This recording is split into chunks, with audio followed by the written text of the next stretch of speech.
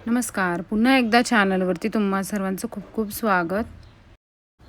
आज पारायणाचा दुसरा दिवस आहे आणि मी नियमानुसार 7 दिवसाचं पारायण करते. त्यामुळे मी इथे हॉलमध्ये जिथे पूजा मांडलेली आहे ना, तिथेच चटईवरती झोपत असते. आता पहिल्यांदा उठली, चटई वगैरे जे आहे ते सर्व ठेवून दिलं मी आणि रोजच्याप्रमाणे कोमट पाणी पित असते. तर ब्रश वगैरे केला आणि त्यानंतर कोमट पाणी वगैरे पिऊन घेतलं. यानंतर मग पहिल्यांदा म्हटलं अंघोळ करू, कारण अंघोळ केल्याशिवाय ना काहीच काम करावं असं वाटत नाही आणि खूप गरमतं पण. त्यामुळे पहिल्यांदा मी अंघोळ करून घेते. आता अंघोळ केल्यानंतर कोणाकोणाला माझ्यासारखं पहिल्यांदा चहाच लागत असतो. मी आता खूप साखरेचं प्रमाण कमी केलेलं आहे आणि फिक्का असा चहा, पण मला चहा लागतोच सकाळी उठल्यानंतर, अंघोळ झाल्यानंतर. चहा अजिबात सुटत नाही माझा आणि मग मी ते चहा बनवून घेतला पहिल्यांदा आणि पहिल्यांदा मी चहाच पिऊन घेतला. त्यानंतर मग म्हटलं बाकीचं सर्व आवरूयात. आणि मायग्रेनमुळे माझं डोकं दुखतं, त्यामुळे मला चहा घ्यावाच लागतो. मी भरपूर वेळेस चहा सोडण्याचा प्रयत्न केला, पण लगेच माझं डोकं वगैरे दुखायला सुरुवात होते. मग आता मी प्रमाण कमी कमी करत चालली आहे आणि त्याचप्रमाणे साखरेचं प्रमाण पण खूप कमी केलेलं आहे मी आत्ता. यानंतर मग केस म्हटलं सुकवून घ्यावे, तर हे माझे केस ना मी कलर केलेले आहेत ना हायलाईट, तर ते ओले असले की भिजलेल्या मांजरीसारखेच वाटतात. नॉर्मल स्किन केअर केलं, मॉइश्चरायझर लावलं फक्त आणि टिकली वगैरे लावली. पहिल्यांदा मी ना देवपूजा करून घेतली, देवपूजा केली. मग अहोंनी फुलं वगैरे आणलेले होते, मग म्हटलं आता फुलं वगैरे वाहून घेऊयात. देवपूजेचा डिटेल ब्लॉग माझ्या चॅनलवरती आहे, नक्की बघू शकता तुम्ही. तर त्यामुळे मी आज डिटेलमध्ये देवपूजा नाही शेअर करत आहे. तर मी ना फुलं वगैरे वाहून घेतली पहिले देवांना आणि अजून मी इतके मोठे मोठे व्हिडिओ बनवत नाही, त्यामुळे असं डिटेलमध्ये रुटीन नाही शेअर करत आहे. पुढे नक्की शेअर करेन मी. तर देवपूजेच्या अगोदर मी पहिल्यांदा सर्व झाडून वगैरे घेतलं, तसेच फरशी वगैरे पुसून घेतली. यानंतर मी देवपूजा केली आणि मग नंतर फुलं वगैरे वाहून घेतली. आता इथे रांगोळी वगैरे पण काढून घेतली मी. वाचन मी संध्याकाळी करत असते ना, कारण पहिल्या दिवशीपासून तुम्ही ज्या वेळेला वाचन करताना त्याच वेळेचा वाचनाचा टाईम ठेवायला पाहिजे. तर मी संध्याकाळीच वाचन करते आहे यावेळेस. असं मी दरवेळेस जर पारायण लावलं तर मी पहाटेच वाचन करत असते, परंतु आता कसं आहे, सुट्ट्या पण आहेत.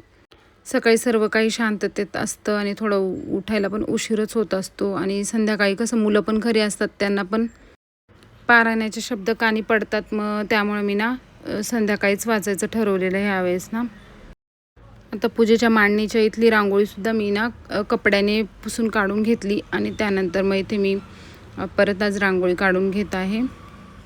आणि इथली पूजा आपल्याला हलू द्यायची नाही आहे. इथं फक्त फुलं वगैरे बदलून घ्यायचे, अगरबत्ती वगैरे लावायची. दिवा तर माझा पूजेच्या तिथे अखंडच असतो. देवपूजा केल्यानंतर घरात खूप फ्रेश वाटत असतं.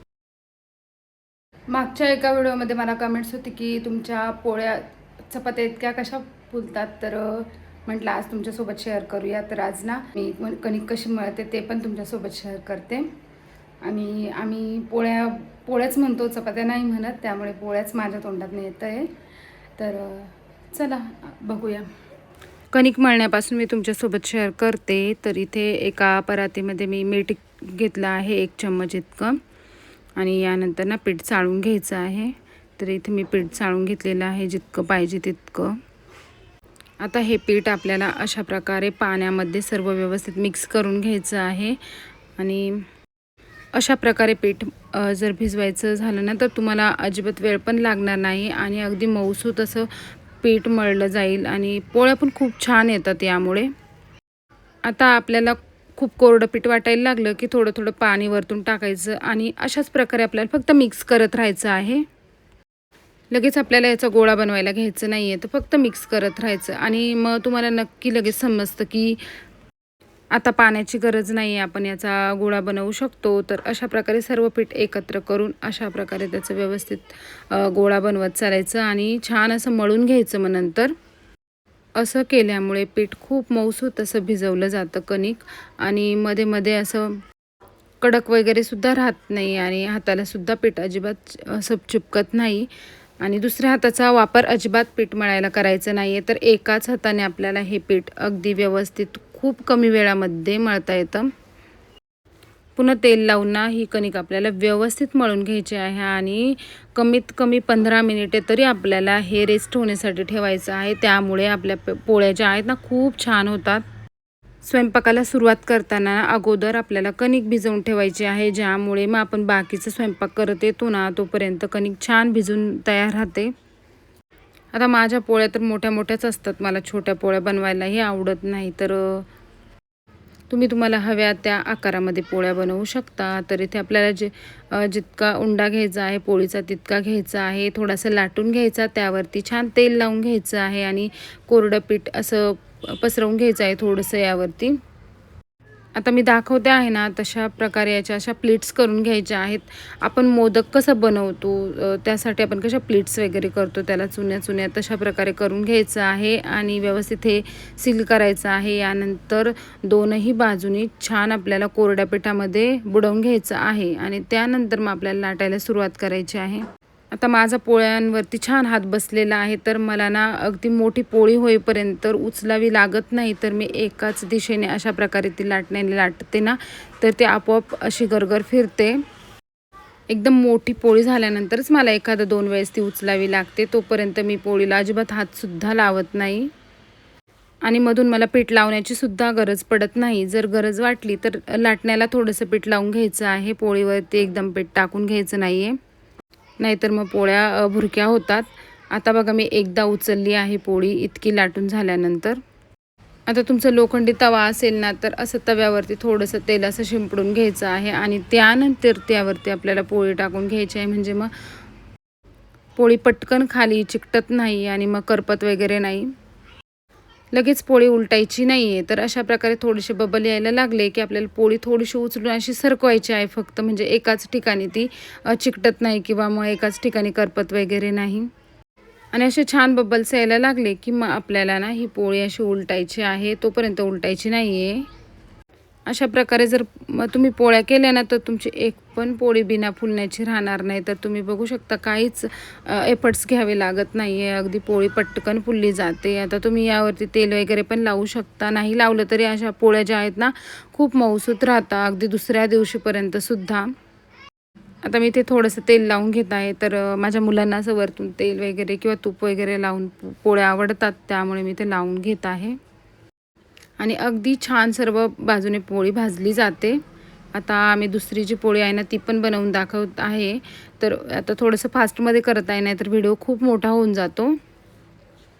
तर तुम्ही बघू शकता ही पण पोळी मी अगदी मोठी झाल्यानंतरच एकदा तिला हाताने उलट करून घेणार आहे बाजूने. तर उन्हाळ्यामध्ये तर पोळ्या करायला खूप कंटाळा येतो, खूप गरमतं किचनमध्ये. तर मी अशा प्रकारे दुसरी पण पोळी बनवून घेतलेली आहे आणि आमच्याकडे पोळीच म्हणतात, चपाती म्हणत नाही, त्यामुळे मी पोळीच म्हणते आहे. तर अशाच प्रकारे आपल्याला बबल्स येऊन द्यायचे आहे, त्यानंतर पोळी उलट करून टाकायची आहे आणि तुम्ही बघू शकता अजिबात काही एफर्ट्स घेण्याची जास्त गरज पडत नाही आहे. तर खूप छान अशा पोळ्या बनतात. तुम्हीसुद्धा अशा प्रकारे नक्की पोळ्या बनवून बघा. आणि फक्त याच पद्धतीने नाही तर तुम्हाला जर चौकोनी घडीची पोळी आवडत असेल ना तीसुद्धा अशीच फुलते. मी ती पण पुढे एक दाखवलेली आहे बनवून. मी कधी अशा प्रकारे बनवते तर कधी अशी चौकोनी घडीची पण पोळी बनवते आणि त्या पोळ्यासुद्धा खूप छान फुलतात पूर्ण. आणि काठापासून फुललेल्या पोळ्या आहेत ना त्या खायला पण खूप छान लागतात आणि अगदी सॉफ्ट राहतात त्या.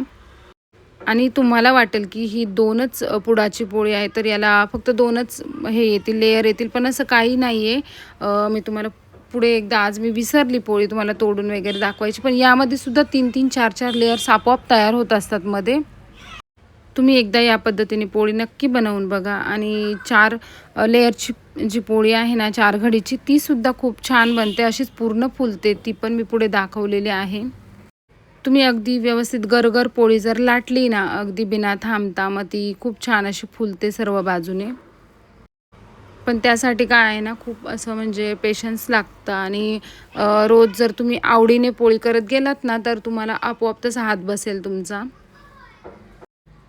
तर अशा प्रकारे मी पोळ्या बनवून घेत आहे आणि न थांबता जर पोळी लाटली ना तर मग ती कुठे जाड राहत नाही किंवा कुठे बारीक राहत नाही, एकसारखी बनते ना, त्यामुळे ती काठापासून फुलते.